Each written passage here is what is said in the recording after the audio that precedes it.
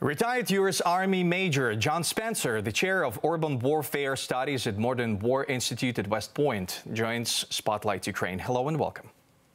Hello. How can the world bring Putin to justice? That's going to be tough. I think the first start would be kick him out of any multi-international organization until he changes his behavior. I think the world can impose more sanctions than have already been imposed. There's lots that can be done just by informing the Russian people what the Russians are doing in Ukraine, whether they're listening or not. But there's many actions. Number one is to go in 100% with helping Ukraine remove Russian military from its sovereign land. That will send a clear enough message to the people that back Putin, which he has very few friends. Do the sanctions against Putin's regime imposed by West work now? Absolutely. I mean, some of them are short-term sanctions, and some of them are more long-term sanctions, like the sanctions on technologies. And this is what we're seeing has resulted in limited military capability to refurbish. I mean, the damage that Putin is doing to the Russian state will take generations to repair. Could there be more sanctions? Could there be sanctions on the man himself? Absolutely. Can there be more to be done? Absolutely. Could you designate Russia a terrorist state? Absolutely. There's lots more that can be done. Sanctions, there's a great variety in them, but yeah, they're having an impact for sure. The European Parliament has stated Russia as a state sponsor of terrorism. Is there going to be a step number 2 or 3? What does it mean? Yeah, that's a tough call. I mean, I think the step 2 should be that all nations, not just the European organizations, all nations should do that, because it comes with very specific sanctions that can be imposed on nations that work with Russia, Russian companies. It means a lot. So I think step 2 is that follow that lead. The U.S. and other countries need to follow that lead. Now let's talk about the winter, because the winter has come, a very tough winter for Ukrainians. And the situation at the front line is also tough. Who's more prepared for the winter, Ukrainian army or Russians in the opposite? That's an easy one. Of course, the Ukrainians are going to be more prepared.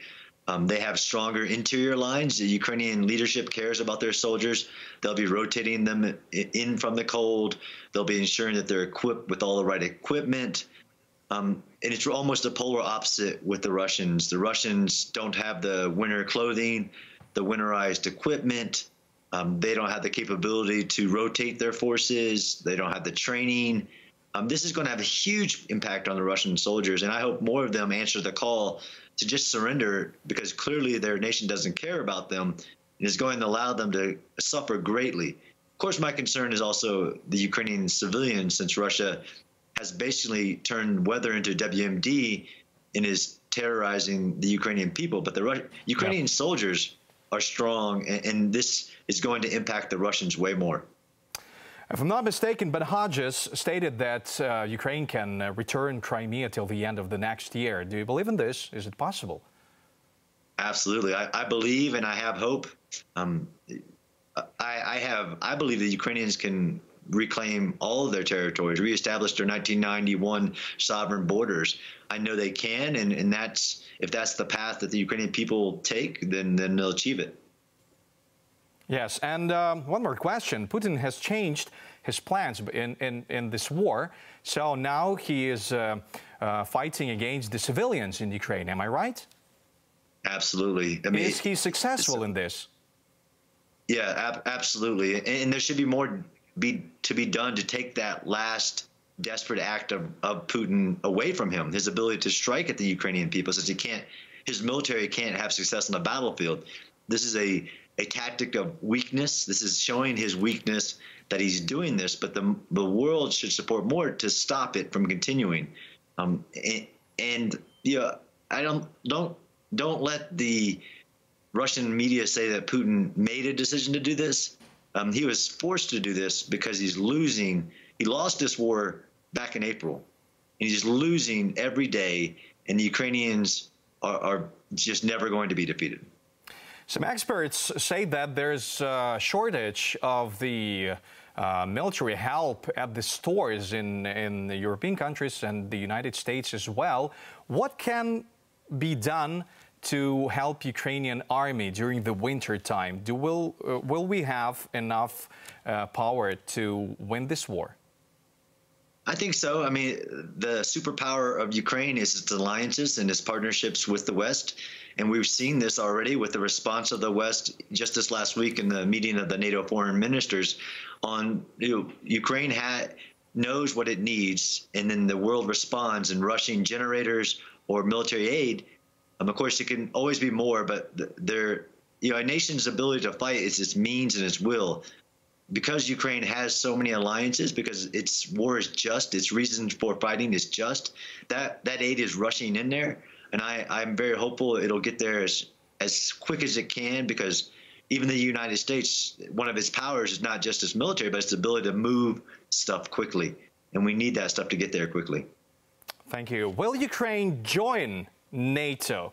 Because now it seems like a flashback to 2008, just talks and talks and talks. I mean, there are conditions about not being in an active conflict, but I absolutely believe that it'll be the UN asking NATO. Let's say this: it'll be Ukraine that is asked to join NATO, not the other way around. Because Ukraine is coming out of this one of the strongest countries in Europe by every definition. So I look forward to Ukraine joining the NATO alliance and being one of the strongest countries in the member states. You know that HIMARS says they have changed the situation at the front line. Do we have to expect more HIMARSes? Absolutely. I mean, I think there was a recent part of that package, not only the HIMARS, but also the HIMARS rockets, keeping that supply. And I agree that most of the world was caught off balance. And this is why, again, Ukraine is helping the world prepare for what it needs to deter Russia. So you need a military industrial base that can produce these weapons that are having such success at a faster rate. So there is some of that having to be done. So they need more HIMARS, but they also need more HIMARS ammunition. After all Putin has already done, can he be right now the goal number one? Can he do what? Well, after all Putin has done already, can he be like the target number one?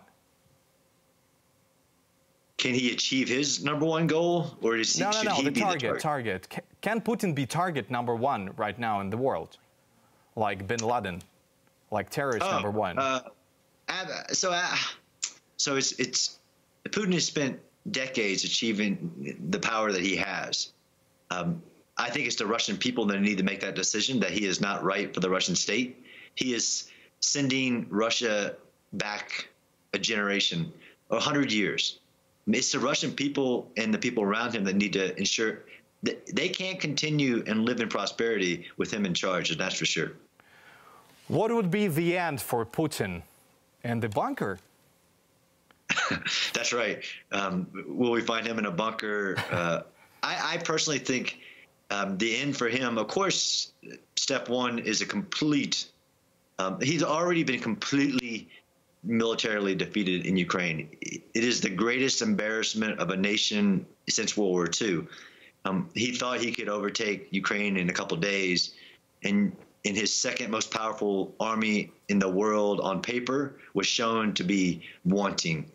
So he's already lost strategically so much. The future for him is that he'll never have the power that he once did. And that's, again, how Ukraine is helping the world. It is ensuring that the Russian military and Putin can never do a war of aggression like this again on Ukraine or any of its neighbors. Thanks for watching our YouTube channel. Latest news, trends, and analytics on all about Ukraine. Like, share, and subscribe. Any questions, proposals, and comments, contact us via email.